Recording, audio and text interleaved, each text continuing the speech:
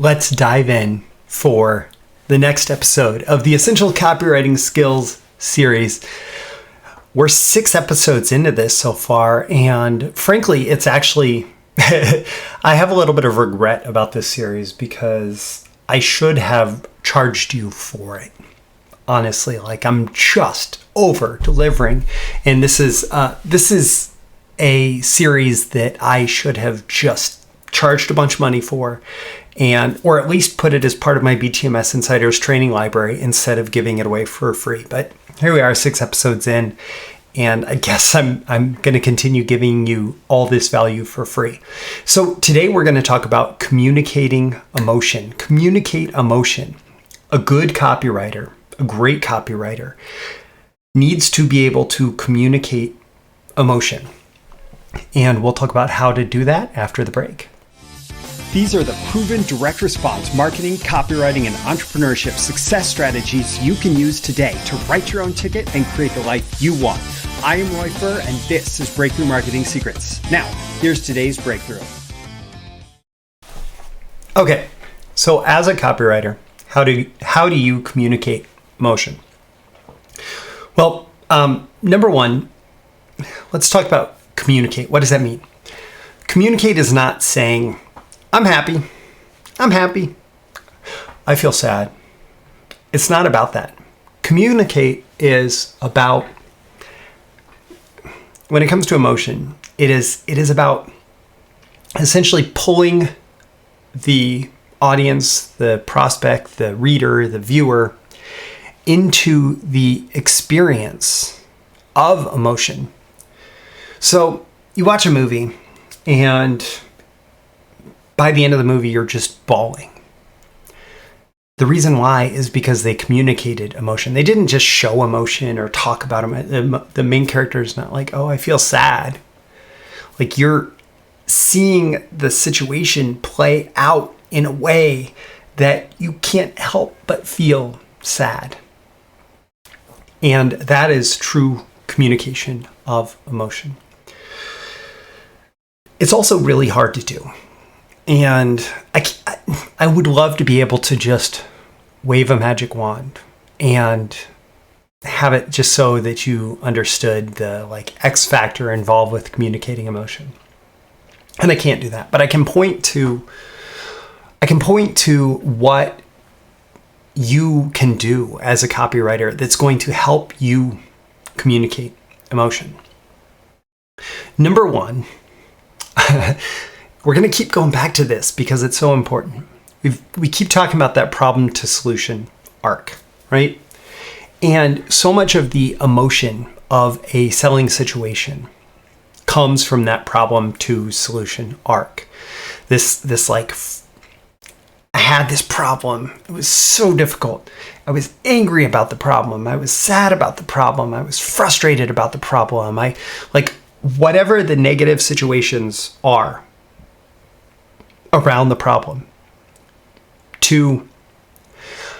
I feel so relieved that I have a solution. I'm ecstatic about my solution. I'm so happy about my solution. I'm surprised how easy the solution was, right? There's this path from problem and all its negatives to the solution and all its positives. Alternately, you can think of it like the hell of the unsolved problem to the heaven of the problem solved, from desperation to salvation.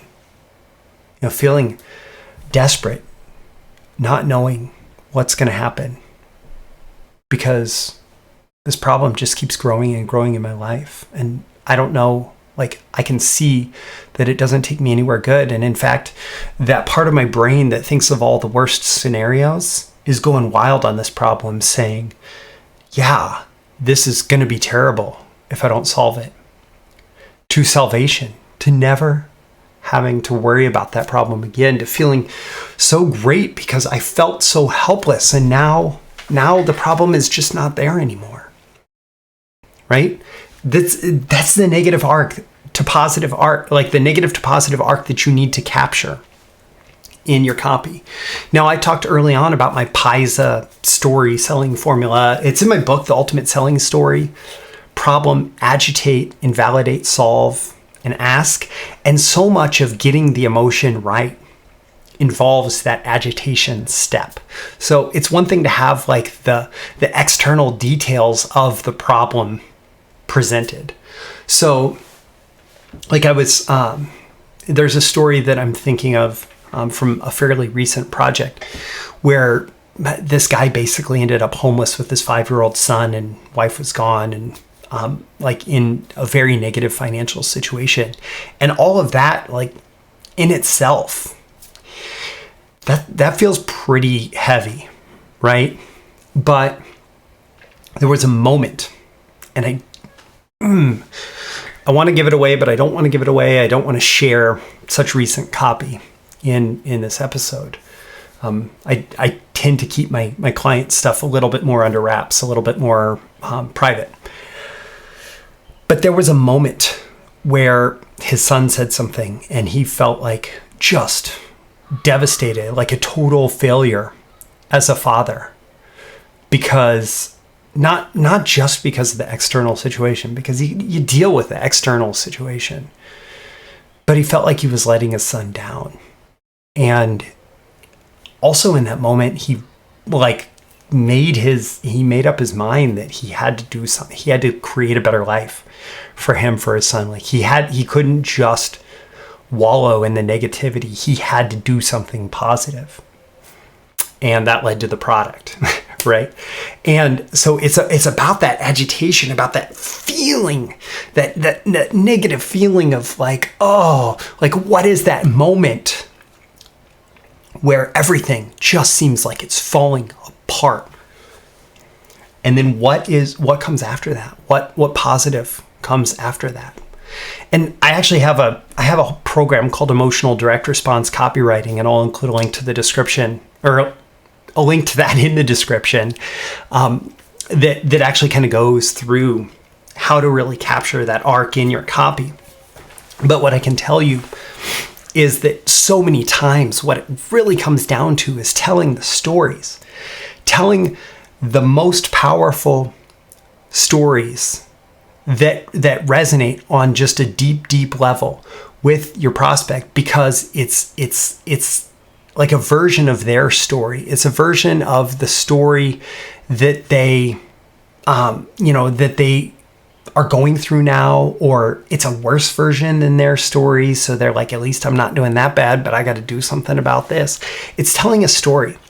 And in my story selling masterclass, I talk about a couple different, actually I talk about over a dozen story templates in there for selling purposes, like to be used in selling purposes. But one of them that I talk about is the darkest hour. It's like that moment where the guy realized like he was letting his son down, or he wanted something better. Like, I don't even know if his son felt let down in the situation, but he felt like he was letting his son down in the situation. And it was his darkest hour. It was his moment where he felt like, oh, I have to do something. Something has to change. And it has to be me, and it has to be now. Like he was at a threshold where he had to make his life better. And that darkest hour is a powerful story if you can find it. Also, there is the inventor or the discovery story, where it's either like I was looking for a solution to this problem and I couldn't find it, so I had to invent it. And I've told versions of that in my marketing. Or I went looking, and I just at the moment where I thought that this solution didn't exist, it wasn't out there, I discovered it, I found somebody had it, but like they weren't out there sharing it with the public, or it was like lost, in the pages of history, but I was able to bring it back for you.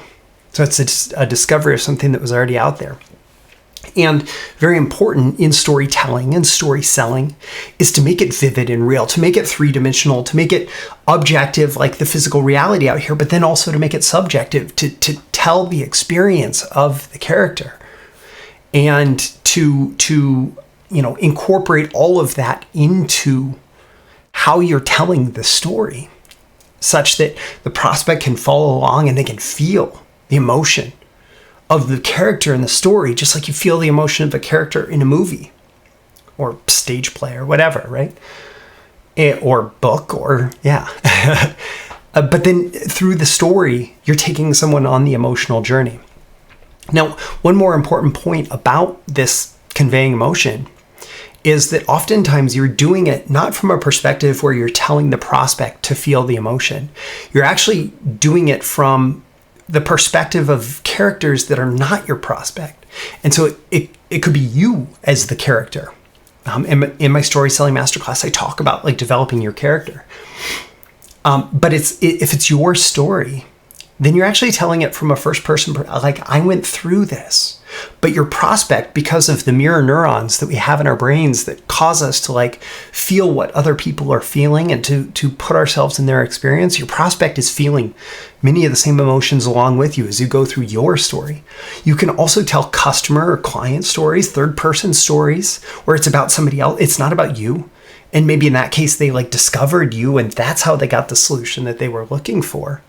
But really understanding how perspective can play a role can also make your stories and your presentation of emotions much more powerful, because when you tell someone to feel something, or if you tell someone, oh, this is your experience, problem, solution, etc., like that's not necessarily going to resonate in a big way.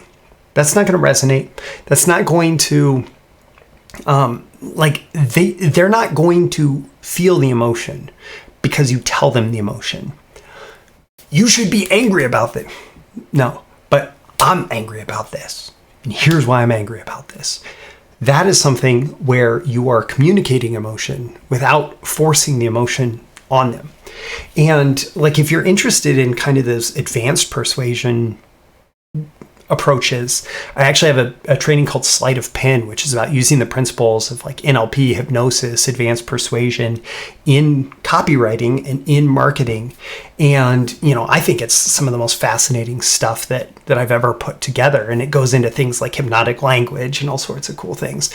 But one of the things that it talks about is this whole perspective thing and how you can, by putting people into different perspectives, by telling stories from different perspectives, your prospect can experience things without you trying to like force a message down their throat. And it's something that I've noticed the world's best copywriters do, whether they call it like hypnosis or not. And so I'll include links in the description to like the emotional direct response copywriting, story selling masterclass, the Sleight of Pen training, my ultimate selling story book, and BTMS Insiders. Short of the book, actually my BTMS Insiders training library, it includes all that training, and you pay one low monthly fee. You get access to everything that you can stream immediately. It's like Netflix, but for copywriting and marketing training. And so I'll include links for you to check that out in the description with this episode. So again, this has been episode 6 in the Essential Copywriting Skills training or whatever is series, which is a special series that I'm doing inside Breakthrough Marketing Secrets, the daily episodes. Today we've talked about communicating emotion, and I hope that you've gotten an idea of how that might work in your copywriting. And I encourage you again to check out the links in the description. Also, leave a comment with this video. Let me know on a scale of 1 to 10 how valuable you're finding it and why. What are your action items? What are your takeaways? What are you going to do? How are you going to approach your copy differently as a result of this? Tap that like button before you go so you get more content like this delivered to you, and so that the magical algorithms of the internet will know to share it with more people like you who will find it valuable. You can certainly share it with folks directly, and subscribe before you go. You can subscribe here. You can also go to breakthroughmarketingsecrets.com, get my daily emails Monday through Friday, including these episodes and more exclusive content for email subscribers. And just check in the description. There may also be a link, if this episode is done and complete, to sign up to get the whole series if you have not been following along live. So check that out as well. I'm Roy Furr. This has been your daily episode of Breakthrough Marketing Secrets. I always aim for 10 out of 10 value. Hope that I've delivered it here, and I look forward to seeing you again in the next episode. See you soon. Bye. Thank you once again for tuning in to this daily episode of Breakthrough Marketing Secrets. Remember, check out the links with this episode for even more value. Now make sure you like, comment, share, subscribe, and engage in every way you can to keep this show going and growing and delivering daily value to you. I'll catch you soon for your next big breakthrough.